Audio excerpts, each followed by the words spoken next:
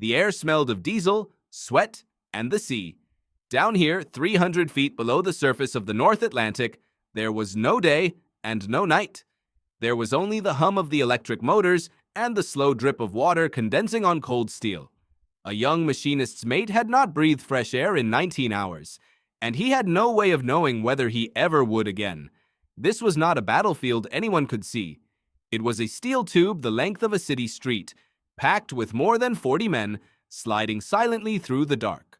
But here is what almost no one understands about the men who served aboard a submarine in 1943. They were not the hunters the propaganda films made them out to be. By that year, on the German side, they had become the hunted, and the odds against them were almost beyond belief. Of roughly 40,000 men who served in Germany's U-boat fleet during the war, about 30,000 never came home. That is a death rate close to 75%. No other branch of any nation's military suffered losses on that scale. The historian Blair, who spent decades compiling the records of every patrol in his 2-volume work, Hitler's U-Boat War, concluded that serving aboard these vessels was statistically among the most lethal duties of the entire conflict. To step aboard was to accept odds that no gambler would ever take.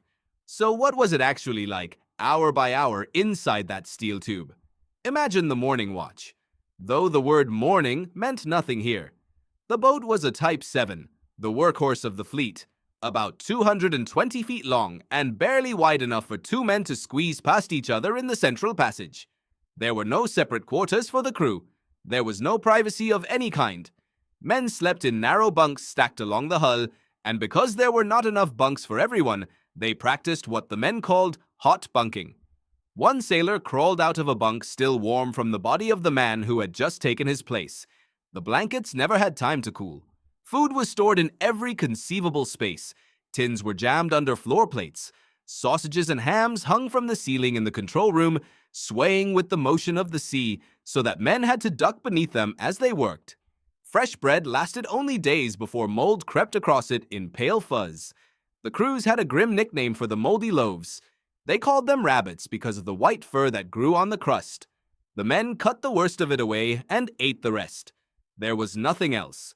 Fresh water was rationed so tightly that washing was nearly impossible. Most men did not bathe for the length of an entire patrol, which could stretch to 2 months or more. Their uniforms grew stiff with salt and grease.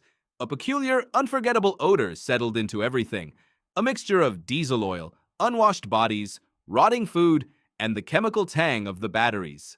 Veterans who survived the war said they could never fully describe it, only that they never forgot it. Why would any young man volunteer for this? The answer lies partly in how the war began for them. In the early years, the U-boat service had been celebrated as an elite branch, and its crews were among the most decorated men in Germany. They were young, most under the age of 25, and many were teenagers. They were also commanded at the very top by Admiral Karl Dönitz, who directed the entire U-boat campaign and developed the tactic the Germans called Rudeltaktik.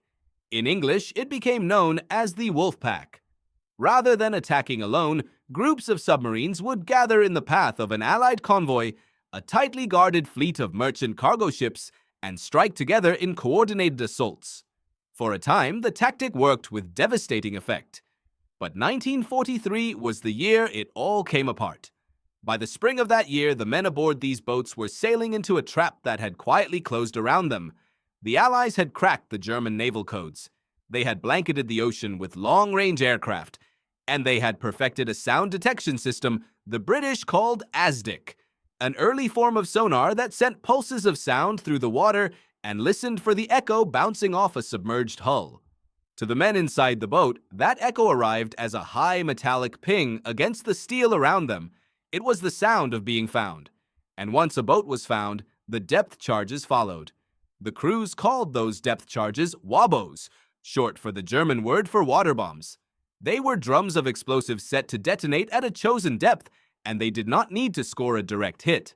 A close blast could crack a seam, shatter a gauge, or buckle a hull.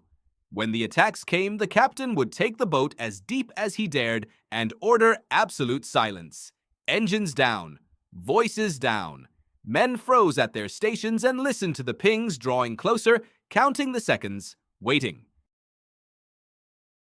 One of the few who lived to write about those moments was Herbert Werner, a U-boat officer whose memoir, Iron Coffins, became one of the most widely read first-hand accounts of the campaign. Werner described the terror of lying motionless in the dark while the hunters circled overhead, the lights flickering, the hull groaning under the pressure, every man understanding that the next blast might be the one. The title he chose for his book was not poetry. Among the crews themselves, the boats had earned that very name, Iron Coffins. Now picture the worst hour of that day below the surface. The alarm sounds. Aircraft have spotted the boat on the surface, and the captain orders a crash dive. Men drop everything and scramble down the ladders, the bow tilting sharply toward the seabed. The boat slips under just as the first charges hit the water above. Then comes the waiting, the pinging, the dull, enormous thuds growing nearer. The light bulbs swing, dust and cork shake loose from the ceiling, and the air, which has not been refreshed in many hours, grows thick and stale, until every breath feels like work, and men move slowly to conserve what oxygen remains. This was the daily reality that the records of historian Stephen Roskill, the official historian of the British Naval War, document in his multi-volume study, The War at Sea. The month of May 1943 became the breaking point. In that single month, more than 40 U-boats were lost. The hunters had become the prey so completely that on the 24th of May, Dönitz did something he had never done before. He ordered his boats to withdraw from the North Atlantic entirely. The Germans later gave that catastrophic month a name. They called it Black May. And here is the part that turns the whole story on its head. The men who paid that price were, overwhelmingly, not hardened veterans. By 1943, so many experienced crews had already been lost that the boats were increasingly filled with very young, barely trained sailors, sent out under commanders who knew the odds had turned against them. The vast majority of those 30,000 deaths fell upon teenagers and young men in their early 20s. They were sons and brothers and students. Most had never fired a weapon in anger before the day they climbed down the hatch. The legend of the elite U-boat hunter had curdled by then into something closer to a sentence. It is worth pausing on what united these crews, on every side of the war, regardless of the flag they served. Submariners from Britain, America, Germany, and Japan all shared the same fundamental enemy. Not just each other, but the sea itself, the crushing pressure, the failing air, the darkness, the steel that could give way at any moment. Allied submarine crews in the Pacific faced their own brutal odds. The men inside these vessels were, in a sense, fighting the ocean as much as one another.